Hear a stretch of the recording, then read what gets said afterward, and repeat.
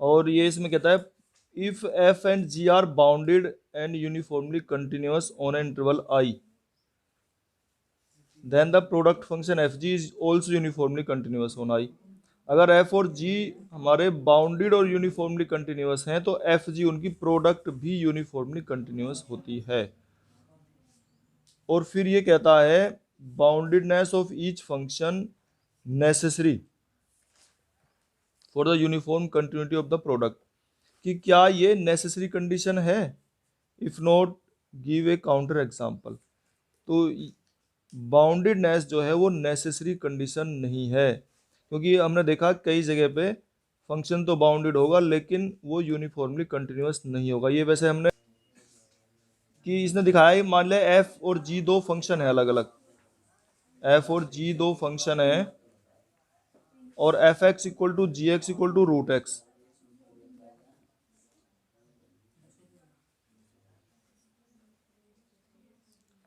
इसने लिए हैं of each function is not necessary for the uniform continuity of the product as obvious in the following example। तो f और g जो function है, f(x) तो है x और gx इक्वल टू 1 है। Both the functions f and g are uniformly continuous, ये uniformly continuous हैं on r। The function f is not bounded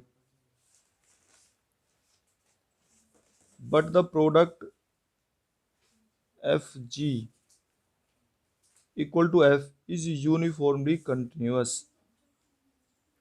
अगर हम इनकी प्रोडक्ट लेते हैं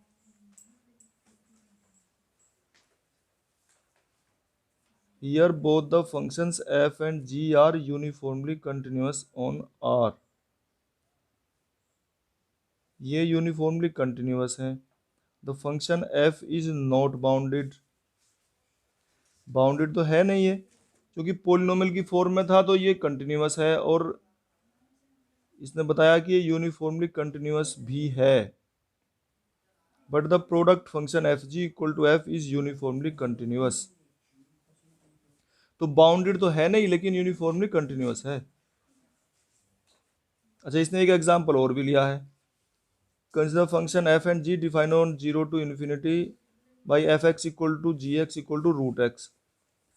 और इसमें ये बोलता है both the functions F and G are not bounded, कोई सा भी फंक्शन इनमें से बाउंडेड नहीं है।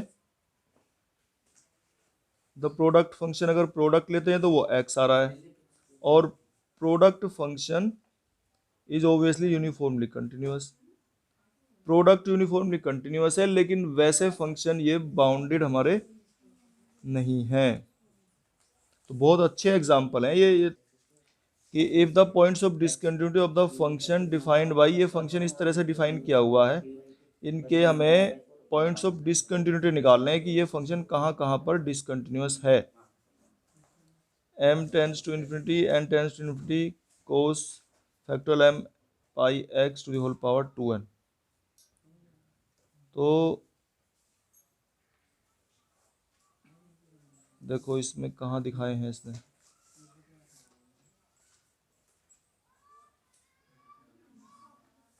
for rational values of x and 0 for irrational values of x f is totally discontinuous, ये टोटली डिसकंटिन्यूअस है function. This is so because at any point a the limits f a plus 0 and f a minus 0 do not exist।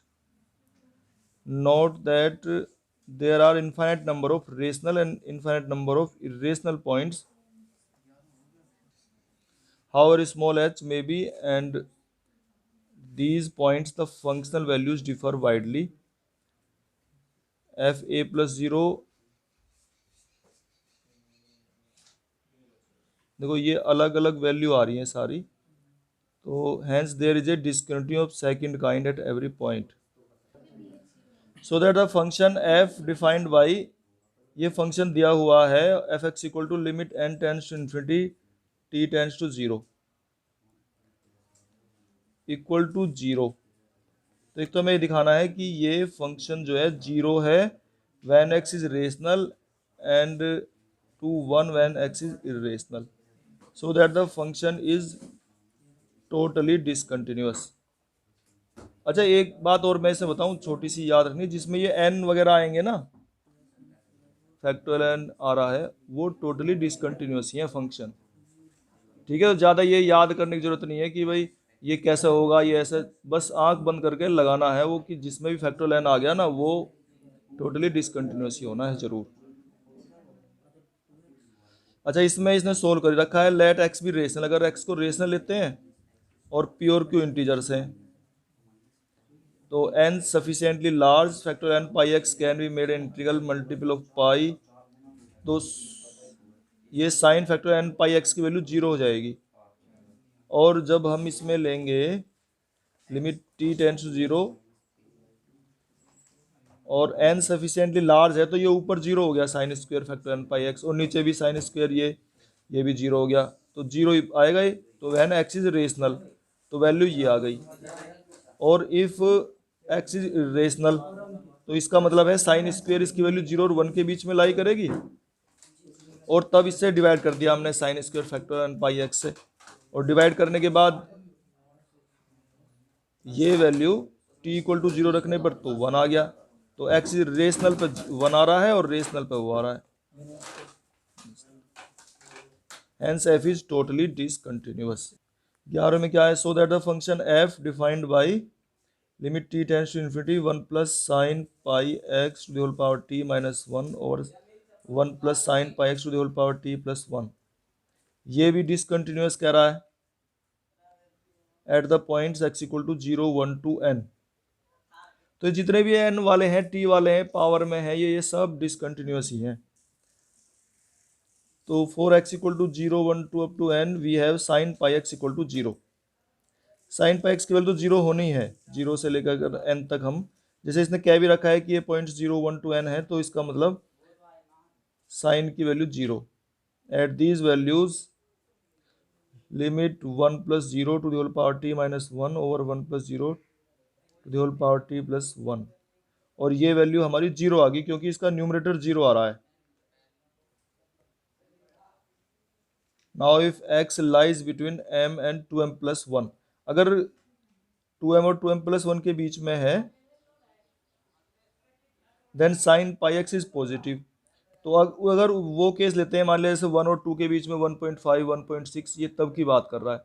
अगर integer में है तो ये तो इतना case तो हमने सोल्व कर लिया कि वो 0 होगी वैल्यू, लेकिन अगर इंटीजर के बीच में यानी कोई फ्रैक्शनल नंबर है तब then sine pi X is positive, hence for each values of X we have F X equal to, ये इसने लिखा है limit t tends to infinity 1 minus 1 over, इसको मतलब डिवाइड कर दिया इसने 1 plus sine pi X to the power t से न्यूमरेटर डिनोमिनेटर को, और इसकी वैल्यू रखने पर ये 1 माइनस 1 ओवर इन्फिनिटी आ गई और ये इक्वल टू 1 आ गया। ये इन्फिनिटी कैसे आया, क्योंकि t इक्वल टू इन्फिनिटी है, ठीक है ना, t की वैल्यू इन्फिनिटी है। तो इस तरह से ये वैल्यू हमारी 1 आ चुकी है, sine pi X negative and so limit t tends to infinity equal to 0 of x F X equal to minus 1। From the values of fx mentioned above, we observed that if x is an even integer, then fx equal to 0, fx plus 0 equal to 1, fx 0, x minus 0 equal to minus 1. और if x is an odd integer, तो fx equal to 0, fx plus 0 equal to minus 1, and fx minus 0 equal to 1. f is discontinuous of the first kind. Discontinuous of the first kind at x equal to 0, 1, 2.